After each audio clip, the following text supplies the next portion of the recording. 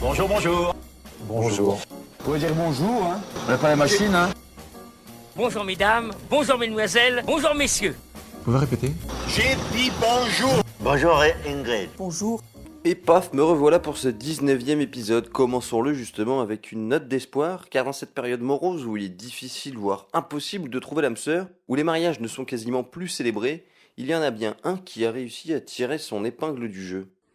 Jean-Marie Le Pen, voulez-vous prendre pour légitime épouse Janie Pascos, ici présent, selon le rite de notre mère, la Sainte Église? Oui. Janie Pascos, voulez-vous prendre pour légitime époux Jean-Marie Le Pen, ici présent, selon le rite de notre mère, la Sainte Église? Oui. Et oui, ce coquin de Jean-Marie, 92 ans, rappelons-le, vient de se marier avec Janie Le Pen, 88 ans, avec qui il s'était déjà marié civilement 20 ans auparavant. Ces trois filles, en revanche, dont Marine Le Pen, n'avaient pas été invitées. Et il y en a d'autres, lorsqu'ils sont invités, ils font quand même le choix de ne pas venir. C'est le cas de Donald Trump qui ne s'est pas rendu à la cérémonie d'investiture de son successeur.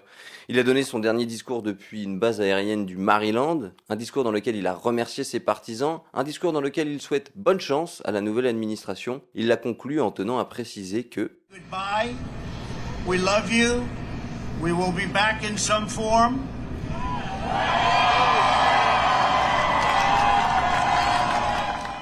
comprendre ici, je reviendrai par n'importe quel moyen. Et en France, la statue de l'ex-président a été retirée du musée Grévin. Une vidéo montre sa statue en train de se faire retirer la tête, une spécialité que l'on sait bien française. You are so French. Ah, toi aussi. Et l'une des autres spécialités françaises, c'est notre répression en matière de cannabis. C'est l'une des plus importantes d'Europe, alors que les Français sont les plus gros fumeurs de joint du vieux continent. Se droguer, c'est mal. Il ne faut pas vous droguer. Il semblerait quand même que le gouvernement souhaite faire évoluer les choses. En effet, le Parlement a lancé la semaine dernière une consultation citoyenne sur le thème du cannabis récréatif. L'objectif de cette consultation, recueillir les attentes des citoyens sur cette question et voir s'ils sont favorables ou non à un assouplissement de la législation. Alors Gérald, on légalise ? La drogue, c'est de la merde. Ah bah oui, c'est vrai, j'avais oublié. Bon, sachez qu'à défaut de vous abrutir à gros coups de pétard, vous pouvez toujours vous abrutir devant la télé.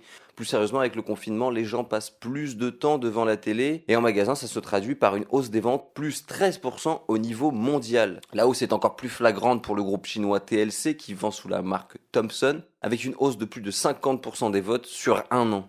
Est-ce que tu sais où est la zapette de la téloche? J'ai cherché dans toute la maison. Bon allez, on va s'arrêter là pour cette semaine. On se retrouve prochainement pour plus d'infos. Merci de m'avoir écouté et d'ici là... Have a good life.